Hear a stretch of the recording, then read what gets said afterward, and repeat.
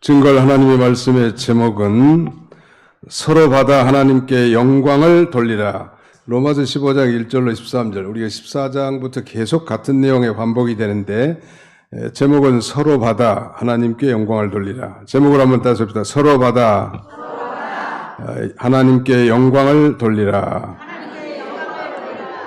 서로 받으라 그 얘기는 믿음이 강한 자가 믿음이 연약한 자를 용납해서 그들이 함께 한 공동체를 이루어서 궁극적으로는 우리 하나님께 영광을 돌리는 삶을 살아라 그런 말이. 교회 안에는 다양한 계층들이 있다고 그랬죠. 백인 백색인 것 같아요. 어려서 뭐 기장 측에서 신앙생활하는 사람, 순복음에 선 사람, 구세군에 사는 사람, 또 영국 성공에 가장동북에 있었는데 제가 한 7년 거기는 보니까 영국 성공회 계통에서 전도받아가지고 아주 그 믿음이 좋은 분이 계시더라고. 또 저기 영인에서 목회할 때는 그 구세군 출신 자연상해라고 하는 그 가게 주인인데 믿음들이 뭐 얼마나 좋은지 그 아이들도 믿음이 좋고 이거 이 교파와 교단은 다르지만 하나님의 택한 백성들은 곳곳에 이렇게 다 세워 놓으셨는데 우선 뭐 교리라든지 헌법만 따진다면 우리가 받아줄 수 없고 용납할 수 없지만 우리가 예수 그리스도를 구주로 고백하는 이 사도신경을 공통적으로 고백하는 신자라면 우리가 하나가 될 수 있다는 거. 그리고 우리가 믿은 지가 뭐 엊그제 믿은 사람도 있지만 또 10년, 20년, 30년 아주 장성한 신자들이 있는데 장성한 신자들, 이 강한 자들이 볼 때 약한 자들의 행동은 너무 참 유치하단 말. 그런 것들을 무시하지 말고 서로 잘 용납해서 모두가 아름다운 공동체를 세워 하나님께 영광을 돌리라는. 그렇다고 무질서하게 나가라 그런 건 아니에요. 교회야 뭐 질서의 공동체이기 때문에 아무튼 특별히 우리가 14장부터 살펴보지만 그 음식 문제라든지 절기 준수 문제에 대해서 그렇단 말이에요. 어떤 사람은 다 먹을 수 있는 그런 믿음이 있고 어떤 사람은 또 그렇지 않는 사람도 있지만 우리가 먹든지 마시든지 무엇을 하든지 다 하나님께 영광을 위해서 하라고 했단 말이에요. 나는 먹는데 나는 안 먹는데 너는 왜 먹느냐? 그리고 먹는 사람은 죄인이고 안 먹은 사람은 의인인가? 그런 흑백 논리에 쌓이지 말고 하나님의 진리를 밝히 깨닫고 또 믿음이 약한 자라도 자기의 그 신앙 양심에 비추어서 행동하면 그거 된 거예요. 사람들 의식하지 말고. 예수님이 다 그런 마음을 가졌기 때문에 특별히 오늘 본문에는 유대인들만이 아니라 그런 이방인들까지도 다 용납하고 다 받아서 함께 하나님 앞에 감사하고 또 하나님 앞에 찬양했다고 구약 성경의 여러 군데를 더듬어서 이 바울은 로마교회 편지에다가 적용하고 있습니다. 오늘 외울 말씀은 7절이에요. 7절 한번 같이 읽어봅시다. 로마서 15장 7절 요절입니다. 시작. 그러므로 그리스도께서 우리를 받아 하나님께 영광을 돌리신 것 같이 너희도 서로 받으라. 서로 받으란 말. 하나님이 보내주신 귀한 영혼 아닌가. 항상 그런 마음을 가져요. 오늘 우리 신현숙 성도님이 등록하셔서 너무 감사한데 그 신현숙 성도님도 어려서 초등학교 3학년 때쯤 예배당에 나가본 적이 있대요. 몰라 교회에서 떡 준다고 하니까 하셨는지 모르겠지만 아무튼 감사하고 또 인생의 많은 환난과 시련 가운데서 귀한 손길들을 통해서 다시 하나님께로 나온 거 하나님이 얼마나 기뻐하시겠는가. 만약에 우리가 일이 잘 풀리고 모든 게 다 성공하고 형통한다면요 하나님 잘 찾지 않습니다. 왜냐하면 내가 내 힘으로 사는 줄 알기 때문에 하나님 아니면 살 수 없구나 이런 그 깨달음이 올 때까지 하나님은 이 못 보신 척 할 때가 많아요. 그래서 이 연약한 신자들이 이 연약한 행동을 하는 것에 대해서 이상하게 생각하지 말고 잘 용납하라는, 여기 서로 받아, 너희도 서로 받으라 그랬는데, 이 받으라라는 헬라말 프로셀리베토라는 이 말씀은 남의 약점을 대신 지고 연약한 형제를 위해서 살아라, 그런 말이에요. 남의 약점을 대신 지시고 또 연약한 형제를 위해 살라. 누가 그렇게 사셨어요? 예수님이 그렇게 사셨잖아요. 그러니까 당연히 뭐 어린아이니까 오줌 싸고 똥 싸는 건 너무 자연스러운 일인데 왜 너희다 똥 쌌어? 그렇게 따질 필요가 없다는 거예요. 때가 되면 오줌똥 잘 가리고 그 다음에는 사람 노릇할 때가 반드시 오게 되는 것입니다. 그리스도께서 죄인된 우리를 사랑하셔서 우리 짐을 대신 지시고 십자가를 지시고 원수됐던 우리가 그 하나님과 화평하게 화목제물로 드려주신 것을 언제나 기억하면서 우리가 이 사회적인 제약을 뛰어넘어서 서로의 아픔에 동참하고 또 서로의 그 연약함, 형제의 연약함을 대신 져줌으로써 하나님께 영광을 돌리는 삶을 사십시오 하는 게 오늘 본문의 핵심 요지라고 할 수 있습니다. 얼마나 하나님이 기뻐하시겠냐. 그 연약한 자를 섬기는 사람. 그 미국 사람들이 참 존경스러운 것은 그 한국 아시안 계통의 부모들이 버린 그 자녀들을 입양하는데요, 입양. 예. 근데 건강하고 정상적인 아이를 입양하는 분도 계시지만 일부러 장애인을 입양하는 거예요. 우리 한국 같으면 장애인이 하나 태어나면 저주받았다고 생각하면서 팔자타령이 나고 있을 건데 남이 낳은 지체부자유한 그런 정신박약한 그런 자녀들을 입양하고 키운다는 것, 그게 바로 그리스도인의 정신이고 그리스도의 정신이란 말. 그런 삶을 사는 사람을 하나님 얼마나 기뻐하시겠으며 또 그런 교회를 얼마나 기뻐하시겠는가. 교회는 빈부 이천, 유무식의 차이, 혈통, 인종 이런 게 전혀 구분이 없습니다. 누구든지 다 하나님이 초청하시는 거예요. 예수 그리스도 안에서 참된 소망과 위로를 가지고 살도록 하시는 것입니다. 이 세상은 그렇지 않죠. 세상은 비정한 세상이요. 소위 약육강식의 세상 아니겠습니까? 세상은 그런 논리만 통용됐지만 우리 교회 안에서는 강한 자가 약한 자의 짐을 대신 져줘야 합니다. 바울은 갈라디아에 보낸 편지에서도요, 너희가 짐을 서로 지라 그리하여 그리스도의 법을 성취하라 그렇게 말씀합니다. 그리스도의 법은 사랑의 법이거든요. 너무 따져들고 인색하게 그런 세계는 아니에요. 물론 우리가 죄를 용납해서는 안 되지만 그리스도께서 우리를 받아주신 것처럼 우리도 그들을 용납하고 받아줘야 된다는. 자신에 대해서는 좀 추상같이 엄격하게 대하고 다른 사람에 대해서는 춘풍, 봄의 봄바람처럼 살랑살랑 부드럽게 대하는. 되게 사람들이 그 반대로 행동하는 사람들이 많아요. 자신에 대해서는 한없이 관용하면서 다른 사람에 대해서는 엄격한 잣대를 대가지고 율법 선생이 되려고 하는 사람이 많은데 교회가 그런 곳이 되면 얼마나 차갑겠냐는 말이에요.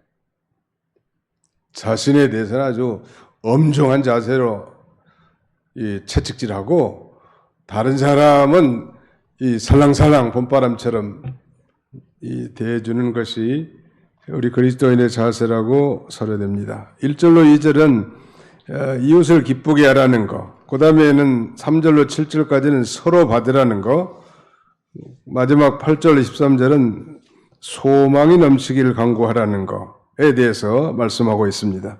이웃을 기쁘게 하라는 거. 1절로 2절을 같이 한번 읽어보겠습니다. 시작.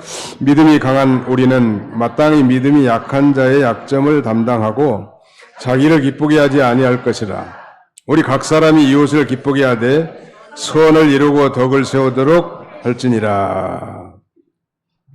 여기서 믿음이 강한 자, 약한 자가 나왔는데 어떤 사람의 믿음이 강한 자고 약한 자가 이건 진리의 문제에 관한 건 아닙니다. 진리의 그 본질적 가치에 대해서는 우리가 이건 양보할 수 없죠. 거기에 대해서 뭐 부정하거나 가감하는 걸 우리가 용납할 수는 없지만 앞에 말씀드린 뭐 음식을 먹는 거라든지 나는 피를 안 먹는데 너는 왜 피를 먹느냐? 나는 주일날 사고 팔지 않는데 너는 왜 주일날 사고 파느냐? 주일날 토요일까지 잘 준비해서 주일날은 좀 안정된 심령으로 예배에 전무하면 하나님이 또 얼마나 기뻐하시겠냐. 미국 갔더니 미국 사람들은 7 to 7이에요. 토요일까지. 아침 7시에 출근해가지고 저녁 7시 퇴근해. 언제 마트에 가? 언제 친구와 만나서 레스토랑에 가? 그러니까 주일날 오전 예배 끝나고 레스토랑에 가서 잡담도 하고 친구도 만나고 또 오후에는 마트에 가가지고 구르마 끌고 가서 잔뜩 한 주간 먹을 거 사오는데 그런 사람을 주일날 뭘 샀다, 레스토랑에 갔다, 카페에 갔다 그렇게 정죄할 필요는 없다는 거예요. 믿음이 좋으면 그것도 한 주간에다 저녁이라도 갔다 와서 다 저녁에 해놓지 않겠습니까? 자신에게 적용을 시키고 다른 사람에 대해서 엄격해서는 안 돼. 한 번은 미국에서 부엌에서 잡음이 좀 들리는데 얘기 들어보니까 뭐 김치를 담그는데 뭐 마늘이 떨어졌다는 거예요. 그러니까 타교에서 이제 전도받아고 온 사람이 빨리 마늘 사러 가자니까 이제 창강교에서 계속 배운 사람은 아니 주일날인데 무슨 마늘을 사러 가냐고. 그래서 충돌이 생기는 거예요. 사는 것도 주님을 위해서 사는 거고 안 사는 것도 주님을 위해서 안 사는 건데 그걸 가지고 사람을 판단하고 정죄하면 된다 안 된다? 안 된다는 거예요. 그러지 말라는 거. 믿음이 연약하고 아직 배우지를 안 했구만요. 그렇게 생각을 하고 오히려 기도해주고 또 천천히 익숙하도록 적응해야 되는데 이게 묵은 닭 새끼들이 새닭이 오니까 얼마나 좋았던지 피가 터졌어. 피를 철철철 흘리면서 떠나는 거예요, 교회를. 모든 것을 용납. 우리 부모들이 우리 자녀들의 숨은 부끄러움이라든지 자녀들의 약점을 다 수용하고 누가 혹시 알까봐 쉬쉬하면서 다 용납하잖아요. 아들 문제, 딸 문제, 자기 자식에 대해서 뭐 떠드던 사람이 누가 있겠어요? 그렇잖아요. 근데 자기 자식의 단점과 못된 걸 떠들어대고 다니는 부모가 또 누가 있겠냐는 거예요. 정신병자나 모를까. 마찬가지요. 그래서 부모된 심정에서 우리 자녀들의 허물과 연약함을 덮어주고 감싸주고 쉬쉬하면서 참고 또 참고 끝까지 참고 이렇게 나간 것처럼 성도들도 그렇게 해야 되는데 자기 자식에 대해서는 한없이 관대하고 오래 참으면서 성도들의 잘못에 대해서는 즉각 반응하고 말하자면 지적질하고 정죄한다면 어디 가서 그 마음을 놓고 살 수 있겠냐는 말이에요. 그러지 말라는. 그래서 오늘 본문 1절에는 자기를 기쁘게 하지 아니할 것이라 누가 강한 자가 그랬는데 2절엔 더 적극적으로 이제 자기가 아니라 자기를 기쁘게 하지 않는 삶이 소극적이라면 이웃을 기쁘게 하되 선을 이루고 덕을 세우도록 할지니라. 요건 더 적극적인 거 아니?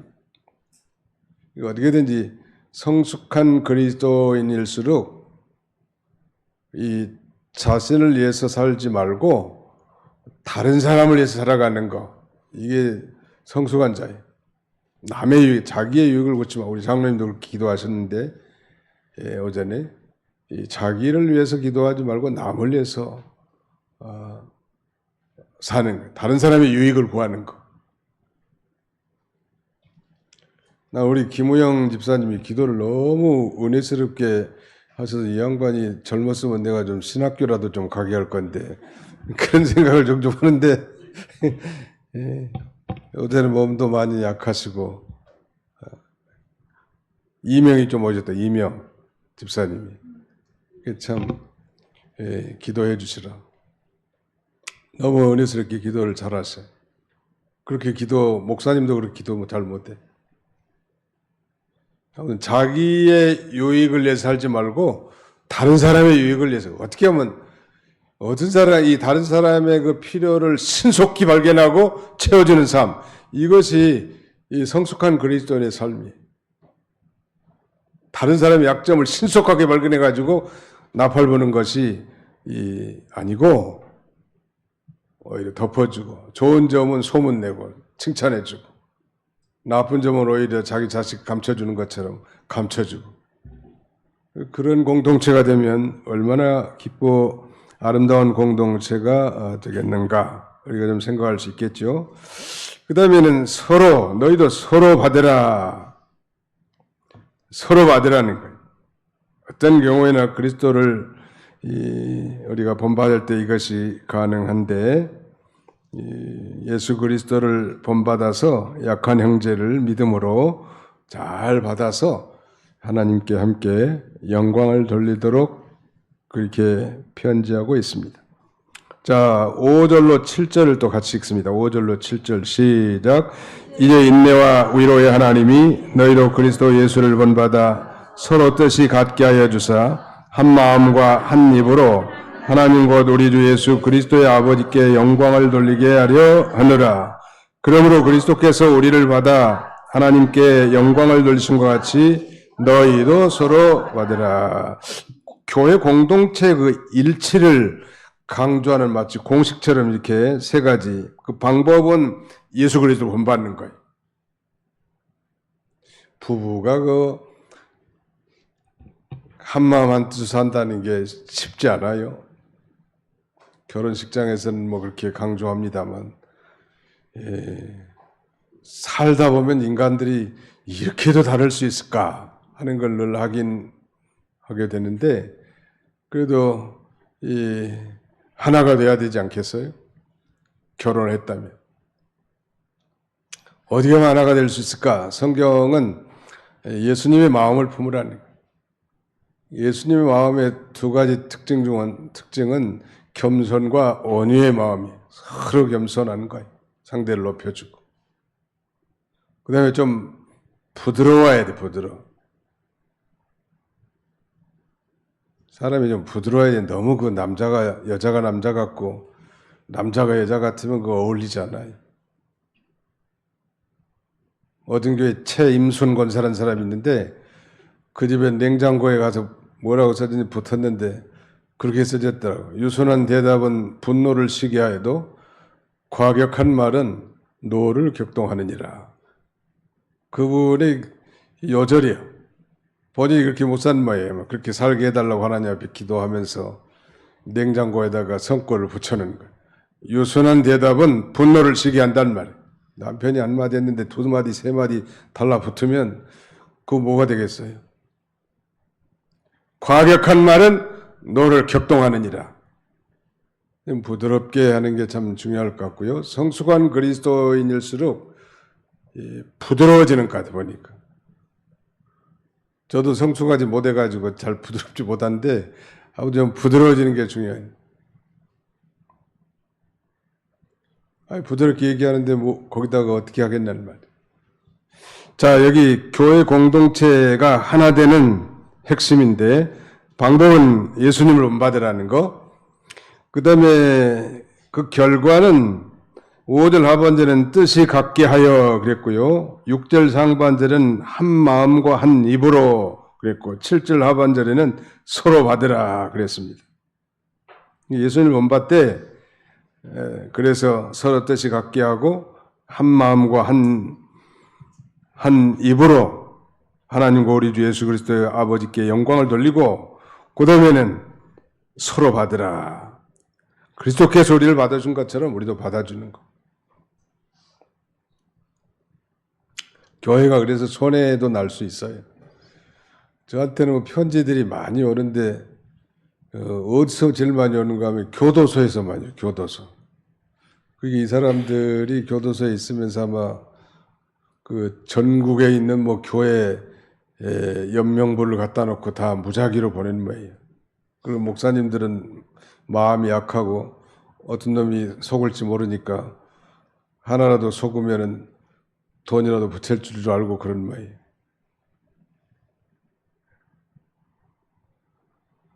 뭐 속을 줄 알면서도 붙여주기도 하지만 뭐 다 붙여줄 수는 없잖아요. 근데 아무튼 교회인들은 잘 속는 것이 잘 속아도 괜찮아요. 너무 정신 바짝 차려가지고 정말 도와줄 사람도 못 도와주고 이것저것 따지고 하는 건 진정한 사랑이 아니죠. 진정한 이웃에 대해서 우리가 배운 대로 그 절박한 도움을 필요로 하는 모든 사람들이 다 우리의 이웃입니다.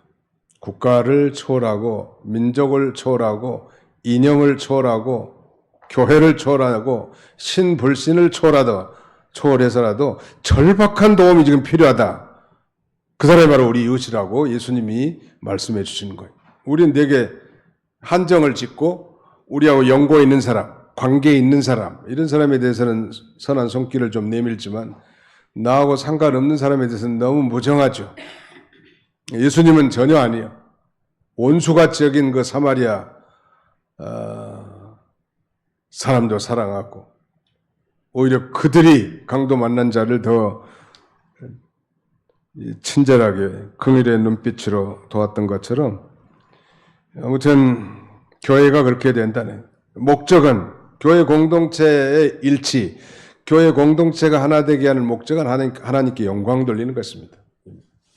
모든 목적은 다 하나님께 영광 돌리는 거. 인생의 삶의 목적 하나님께 영광 돌리는 거, 결혼의 목적 하나님께 영광 돌리는 거, 직장과 사업하는 목적 하나님께 영광 돌리는 거, 교회가 하나 되는 거 하나님께 영광 돌리는 거예요. 하나님께만 영광 돌리고 하나님이 기쁘시게 하는 일, 이 일을 우리 교회가 힘써서 하는데 방법은 예수님을 본받으세요라는 말이에요. 실제로 우리 삶 가운데서는 서로 뜻이 같게 하고 한 마음과 한 입으로 하나님께 영광 돌리고 서로 받아주게 된다면 전혀 생면부지의 사람들이라도 이렇게 아름다운 하나의 공동체를 이루어 하나님께 영광을 돌릴 수 있게 될 것입니다. 마지막 이 12절 13절 같이 한번 읽어봅시다. 12절로 13절 시작. 또 이사야가 이르되 이새의 뿌리 곧 열방을 다스리기 위하여 일어나신 이가 있으리니 열방이 그에게 소망을 두리라 하였느니라. 소망의 하나님이 모든 기쁨과 평강을 믿음 안에서 너희에게 충만하게 하사 성령의 능력으로 소망이 넘치게 하시기를 원하노라. 이 소망이 넘치기를 간구해 준 거예요. 지금 소망이 넘치기를. 초대교회, 특별히 로마 교회 문제는 바울이 개척한 교회도 아니죠. 그 이방인과 유대인들로 이렇게 구성되어 있기 때문에 유대인들이 보기에 이방인의 꼴사나운 것, 또 이방인들이 보기에 유대인들의 그 교만하고 거만한 것, 이런 것들이 문제였을 것 같아요. 이방인과 유대인들. 오늘날 21세기 교회는 그런 단순한 민족적인 문제가 아니라 아주 다양한 문제들이 존재하기 때문에 갈등 또한 상존할 수밖에 없고 이것이 해결되지 않으면 교회가 하나 되기가 어렵단 말이에요. 그래서 바울은 그래서 이제 편지를 하는 거예요. 그래서 어떻게든 하나가 되라. 그럼 예수님의 마음을 다 품고 한 마음과 한 입으로 하나님께 영광 돌리고 모두가 다 같은 뜻을 품고 서로가 잘 용납하고 받아줘라. 세상에서는 안 받아주죠. 자기에게 이익이나 도움이 안 되니까. 그리고 교회는 이익과 도움을 초월해서 모든 사람을 용납하는. 그 교회도 뭐 젊고 경제력이 대단하고 아주 뭐 촉망 있는 그런 신자들이 많으면 물론 좋겠죠. 그러나 나이 드시고 힘이 없고 노야가 달지라도 하나님이 그 영혼을 천하보다 더 귀하게 여기신 하나님인 줄 알고 소중하게 여기고 존중하고 이런 교회가 아름다운 교회일 것이고 또 하나님이 그걸 바라실 것입니다. 또 1세기 초에는 이 그리스도인이라는 이름 하나만으로도 목숨이 왔다 갔다 하는 예수를 믿는다고 하면 다 잡아다 죽이고 짐승의 밥으로 잔혹한 그런 순교적 삶을 살 수밖에 없었기 때문에 이 소망이 넘치기를 간구한.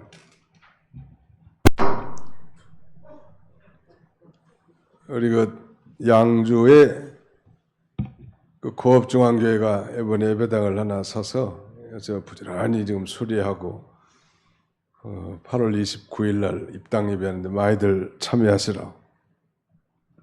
교회 이름을 어떻게 하면 좋겠는지 저보고 좀 지어달래, 총회장이니까.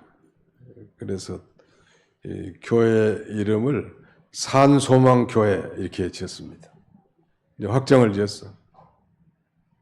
그래서 옛날에는 뭐 고업중앙교회인데 아무튼 뭐 다른 이름들은 안 쓴 이름이 없을 만큼 다 썼더라고. 왜 산소망교회라고 이름을 지었는가? 오늘 이 세상에는 아무리 젊고 예뻐도 나이가 30살 이상 되면 다 늙어지기 시작하는 거예요. 그 아름다움이라는 게 다 사라져요. 권력, 명예, 부 다 썩어질 거예요. 썩어질 소망이. 다시 말씀드리면 죽은 소망이에요. 그렇잖아요.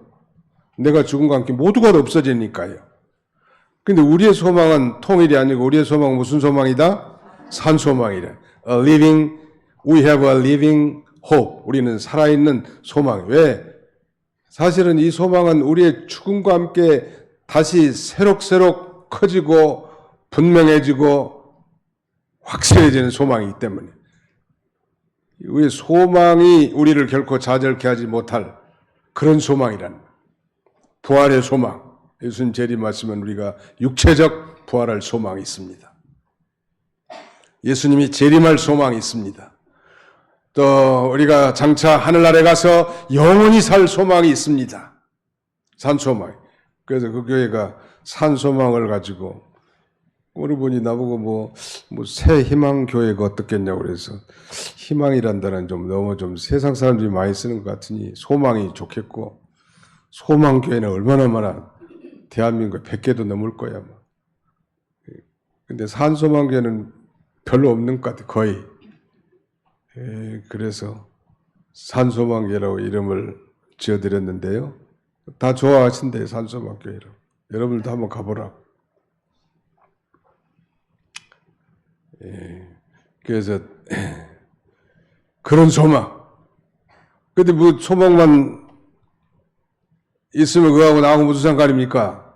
오늘날은 삶이 바쁘고 지루하고 힘들어 죽겠는데 절대 힘들어 죽지 않는 게 산소망이니까.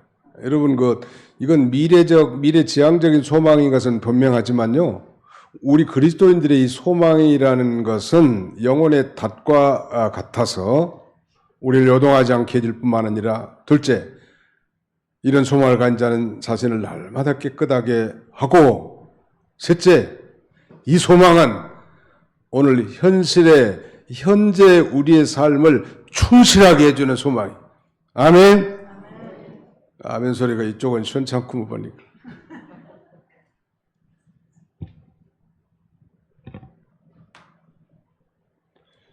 용인에서 제가 단독 목회 참 시작했는데 가보니까 예배당은 한 25평 되더라고. 요거 한 절반 정도 된 거죠. 그러니까. 이게 블록으로 싸가지고 지붕은 스레트, 바람이 솔솔 들어와.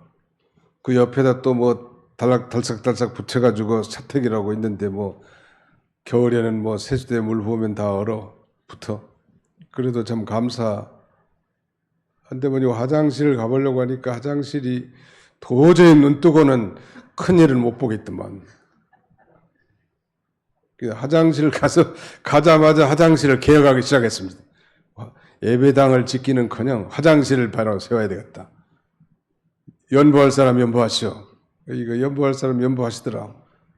그래서 교회 화장실부터 일단 역겹지 않도록 한 기억이 나는데 거기 이제 서울에 무슨 공농동 인디 교회 다니는 권사님 이원재 권사님 한 분이 교회를 나오시는데 종종 날 좋은 날은 서울로 가고 날 안 좋거나 새벽 기도는 신정교회로 오고 이 양반은 서울에서 잘 살았는데 뭐 사업을 말아먹었는지 어쨌든지 용인까지 쫓겨와가지고 비닐하우스에다가 칸막아가지고 사는 거예요. 그래서 한번 가봤더니 뭐 캐캐먹은 곰팡이 냄새가 얼마나 나는지 이러면 안 할 수가 없어. 근데 얼굴이 밝아. 믿음이 좋아서 밝은가 했더니 그것도 아니요. 한 3년만 딱 살면 아파트 딱지를 하나 준다는 거예요. 그러니까 현실은 고달파도 3년 있으면 잠실 5단지 같은 아파트 좋은 거 하나 주는 거예요. 그러니까 참을 수 있겠어요? 없겠어요?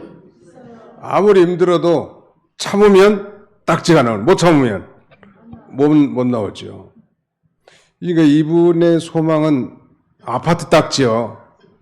근데 지금 당장 받은 건 아니지만 앞으로 받을 아파트 딱지를 받을 소망이 있기 때문에 현실의 고달픈 삶을 밝은 표정으로 그렇게 사는 거예요. 우리 신앙이 그래야 된다는 거예요. 막연하게 예수 믿으면 천당가, 예수님 재림하신다고 했지, 그때 우리도 부활할 거야, 천국 가면 근심 걱정도 없고 눈물도 없고 영원히 살아, 그런 막연한 지식이 아니라 그 미래지향적인 그 소망이 오늘 현실의 내 슬픈 삶, 고달픈 인생을 넉넉하게도 덮고도 남음이 있는 그런 살아있는 소망이 있어야 된다. 이 소망이 풍성하도록 간구하는 거예요, 지금. 나는 우리 도봉교회 모든 성도들이 이런 소망이 충만하시기를 주님의 이름으로 축원합니다. 그리고 정말 연약한 자들 잘 용납하고 받아주고 이웃을 기쁘게 하는 성숙한 그리스도인의 삶을 사시기를 주님의 이름으로 축원합니다. 기도합시다. 기도하겠습니다. 살아계신 우리 아버지 하나님께서 식후에 우리가 다시 모여 우리 하나님 앞에 예배할 수 있도록 은혜 주심을 진심으로 감사하고 감사를 드립니다.